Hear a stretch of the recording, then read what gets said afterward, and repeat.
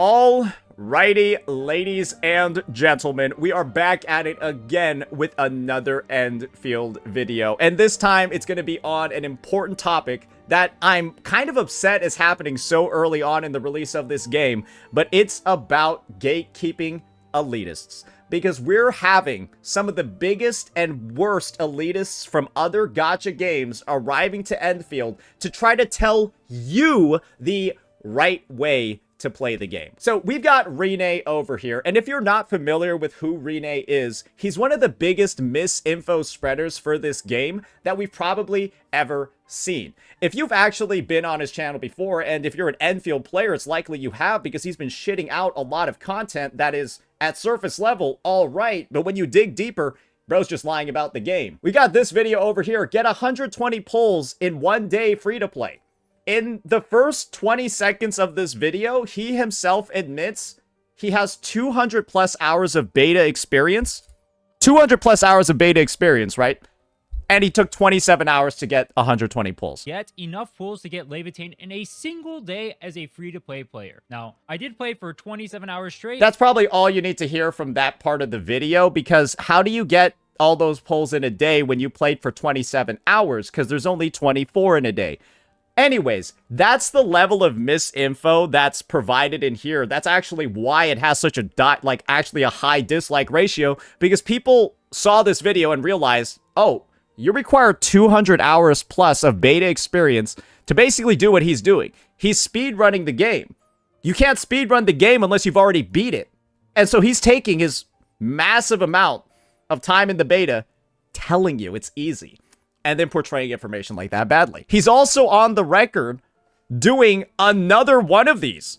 And remember, this is all being done to defend Hypergriff and the insanely low number of pulls these guys are giving out. He made like another stream where he like tried to grind out in 24 hours, but he only made it like halfway. And then he makes this post over here. I made a fresh account to see how fast you can pull F2P in Arknight's Endfield. I'm 12 hours in. I made this account because there's a lot of misinfo about how many pulls you can get in a certain time frame. He did this solely to defend the game. He made a 12-hour stream to just mint pick as fast as possible, speedrun it, once again, with his 200 hours of beta experience and I guess his 50 hours of live experience. So he speedran this with 250 plus hours of Endfield experience, all to defend the company. All to correct misinfo. But the unfortunate news is, Rene is one of the biggest sources of misinfo when it comes to this game. So let's talk about it. Why do I make a video posting cool tech for Endfield and every comment is people complaining about doing it? Never change, gacha community. Let's listen to the first couple of seconds of this video. Today we have 3 different techs. Also, you can level up your damage inside of Arknight's Endfield. These techs involve quick swapping. He's trying to add quick swapping into this game. He's trying to talk about how amazing quick swapping is, that it's an amazing new tech, and if you don't do it, you're messing up. Let's look at this comment over here from Narushio. I understand why people are upset, but as my friend mentioned, this was possible in the last beta. In the release, though, it isn't very practical anymore since you can't reset your basic attack, right? So people were talking about how this was a beta tech that on release, due to changes made to the combat, doesn't work that well anymore. And so you'll understand why people are upset when you read Rene's response. It doesn't actually look that crazy right now, right? We obviously didn't watch the video. We only played a little bit of the part. We saw this. Now let's read the Rene response. Your friend is incorrect. Staying on a character while they cast their animations is inefficient. You always swap before you cast them to be optimal. They are not playing correctly. Declarative factual statement, guys. You are not playing correctly unless you do what I do, because I'm the guy with the clues. I'm Rene. I'm the guy that's played for 12 hours to just get on my hands and knees and slob on that hyper knob, bro. This guy is just out here basically saying, you need to trust me, guys. I'm relevant. Don't worry. This is super important. But as you'll notice, nobody really seems to agree with him. And this is the level of toxicity that Rene provides to the space. He will tell you that you're doing something wrong, that you're stupid, that you're not playing optimally because of this random tech that he knows doesn't work, that he pulled out of his fucking asshole because, I don't know, maybe he got inspired on that fucking 12-hour stream that he did and decided, hey, maybe I'll do something, maybe I'll try to think of something slightly useful for once.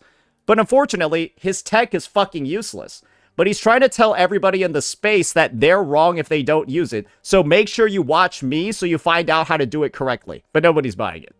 Let's read some of the responses here. I gave you benefit of the doubt, but I actually think it's a cool tech and it's fun to see people excited for them. But this is straight up incorrect. The game was designed without hot swapping in mind. While it is entirely possible, the efficiency gains barely exist at all. It's basically a waste of your time. You're the only person I have seen seriously attempt to theory craft hot swapping. That was really cool to see, but this is not how the game is now designed to be correctly played. So yeah, everyone's in here is like polite, but you can see this guy is getting ratioed to infinity and beyond. I was kind of with you until you said not playing correctly and inefficient. There is an ever so little damage increase, which might or might not be more noticeable as they go up, but the gains are so negligible when executed flawless that it's not worth it. He's basically trying to bring in tech from Wuthering Waves and Zenless Zone Zero because he's played those games, right? And is telling you, hey, if you're not doing what I'm doing, you're fucking up.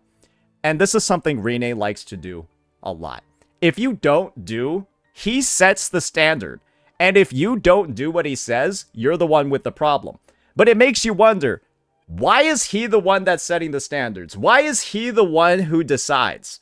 But don't worry, it goes back further than this. This is a clip from Rene 8 months ago, where he did the same exact thing that he just did right now. Rene created his own reality, set these random arbitrary standards, and said that if other people don't meet them, there's something wrong with them. I'll take them all out at once. They have no idea how to play this game. They have no idea what the fuck they're talking about. They're literally tourists in their own game. In fact, I challenge every single one of them. $500 right now. We can rate. This is where he sets an arbitrary standard of what makes somebody a good Wuthering Waves CC. $500 right now. We can race. See who can clear tower fastest on a fresh account. We can race, see who clears tower the fastest on a fresh account. Doesn't that sound kind of similar to this? We'll race because I'm Rene and I'm somebody who has an extraordinary amount of time and my time is worth nothing. And so I'm going to challenge you to this retarded activity that means nothing but requires a lot of time to do. And if you don't accept that challenge, there's something wrong with you. This is the guy that like practices, does all these things, grinds out this experience, and then suddenly uses that as like some chip on his shoulder to say he's better than everybody else. When in reality, no, you're a fucking loser, dude. $500, I will wager on the line. Every single one of you pussy bitches won't accept it. You know why? Because you suck ass at this game. No. You don't know how to actually play it. All you do is drama baits and farm on. He's basically saying, if you don't accept my challenge of starting a fresh account and clearing the TOA as fast as possible, and the funny thing is, guys, Rene puts out these challenges and stuff like that, insinuates these things after he's already taken the time. Let's just look. He does this in his own time. He practices this pointless activity on his own that he knows nobody else does, then puts out this challenge. This would be like a homeless person challenging you to see who can beg for the most money in an hour. This is like a homeless guy challenging you to who can beg for the most cash. I'm gonna go with the homeless guy because he has more experience than me. And of course, Rene's gonna win all of these pointless fucking challenges because nobody else sees the reason to even slightly try to engage with the dumb shit that he's doing. And nobody wants to watch that garbage either. That's all the context surrounding these challenges. And look at what he's saying about the people that don't want to accept them. Every single one of you pussy bitches won't accept it. You know why? Because you suck ass at this game. You don't know how to actually play it. All you do is drama baits and farm on cooldown. You don't know any of the woes about this game. You don't actually understand anything you are talking about. And you totally would because you make multiple fresh accounts to rush the TOA. Which, in all honesty, how does that contribute at all to any of the points that he just mentioned? Not really, right? You're all pathetic, stupid bitches.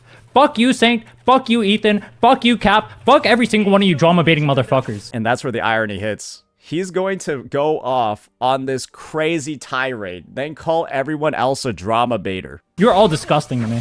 Fuck you, Tectone, too, especially. So yeah, we got Stuart Little over here. And I think the biggest relation people can make is that this guy actually looks like a rat in real life. he actually looks like a rat in real life. And I don't think anyone can deny that. Let's make it clear right now. Fuck them all. So that's his take, right? That's his stance when it comes to these challenges, when it comes to how right he is. Remember, Rene's the one that sets the standard. Rene's the one that knows the right things to do. And it's clear that 8 months after this retarded challenge he made to me and a bunch of other CCs, guys, he's doing it again. He's trying to now convince you you're the one that's wrong when you don't want to watch this useless video full of useless tech made by a useless person. Bro, it's not a good mood to make jokes about looks. You're not even looking like a model either, so relax. Hey, send a photo of yourself or I'm gonna ban you. So I can judge what you look like. Because I don't want to hear you talking about how I look when I don't know what you look like. You're commenting on my appearance over here. You just said don't comment on other people's looks, so what do you look like if you're commenting on mine? Oh, so you're not going to show yourself. So basically, these are double standards. So you're just gonna apply double standards here. That's what you're doing. It's just rules for thee, not for me, right? Is that it? You got 5 seconds to respond. 1, 2, 3, 4. See ya. It's just that easy, folks. Like I said before, a useless person, kind of just like that chatter. When we're in a spot over here where somebody just feels the need to be this kind of person in the community, ladies and gentlemen, this is where I need to make the admission to everybody here. You need to get these guys out as soon as possible. Because what they'll do is basically institute a level of elitism in the community that will make general gameplay super toxic for everybody involved.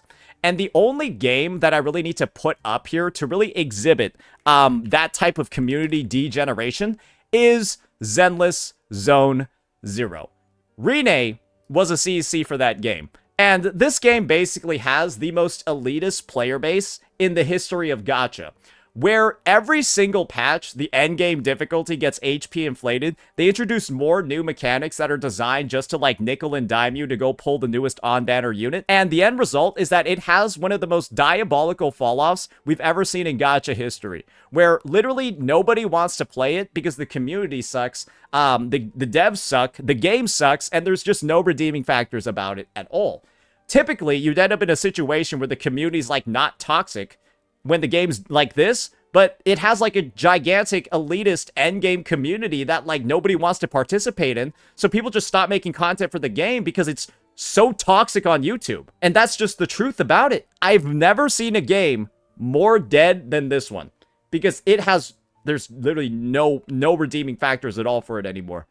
And a big part of this game's demise on Twitch, guys, I'm gonna be real here. It was because of elitists like EO and Rene, because they were constantly telling the player base, you're doing something wrong. The devs HP inflated the endgame. The devs made everything harder. The devs power crept your old units, but you're the problem. And as you see here, you're already starting to see the seeds of those exact takes forming. And I'm telling you to salt the fields. Salt this plant. Pull out the weeds before you let this guy grow into a pain in your fucking ass. Because this guy, you've seen it from the clip over here. You see it from all the pointless live streams. You see it from the insane amount of misinformation he continually peddles in his videos to mindlessly shill for this company when its ratings are some of the lowest things ever, and they're literally buying bots. 12-hour streams to defend the company that is actively running bots to inflate the rating of Endfield on platforms and is actively censoring CN so that you can't see their criticism. That is what the company is doing to defend their side, and he is out here running 12-hour defense streams. 12 fucking hour defense streams to spread even more misinfo out on top. And the best part about all this, or really the worst part, depending on how you view it, guys, he's doing this for free.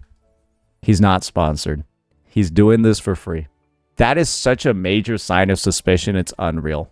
That someone's going to lie this much, portray information this inaccurately, omit so many details to mislead the audience, and do it all for free to give credit to a game that doesn't deserve it. how else can you justify the fact the Arknight's Endfield developers have sent out 3 surveys in 1 week of the game? If the game was actually good and there were no problems with it at all and everyone was happy with the gacha and the pulls and all of that, why are they sending out 3 surveys in less than a week of service? 7 days, 3 surveys.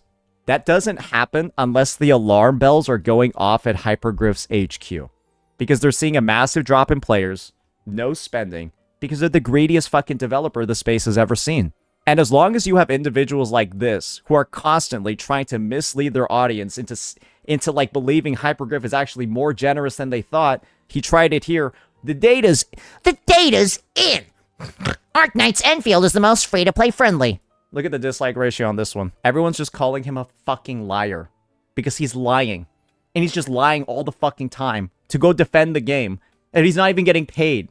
Huh? This is why I call this guy Ratatouille. My bad. I mean Rene-Tui. Because how else do you describe this level of just rat behavior from somebody who's like not even getting paid to do it? It's pathetic. It's unreal. And the thing is, it's just as pathetic as this clip and this retarded challenge he did. It's just as pathetic as this video and this Twitter exchange that he's on. He thinks he's the one. He's not. He's not him. And if you let him be him, he will ruin the community of this game. But the good news is, I see the response right now.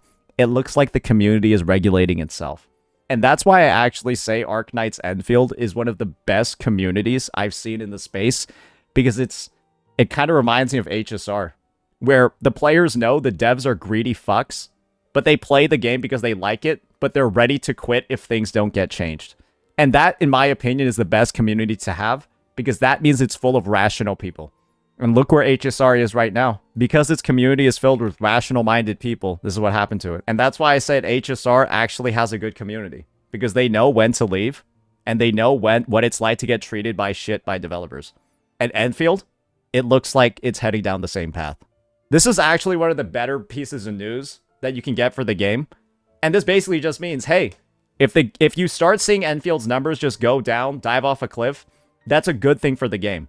Because that means the devs know that the community is not going to accept this level of fucking failure and this level of refusal to actually fix things.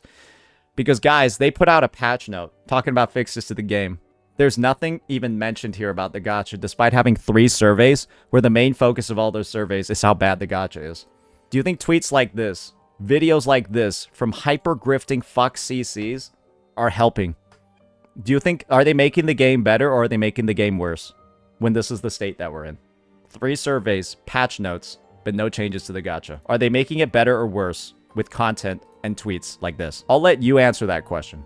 Let me know what you all thought. Peace out.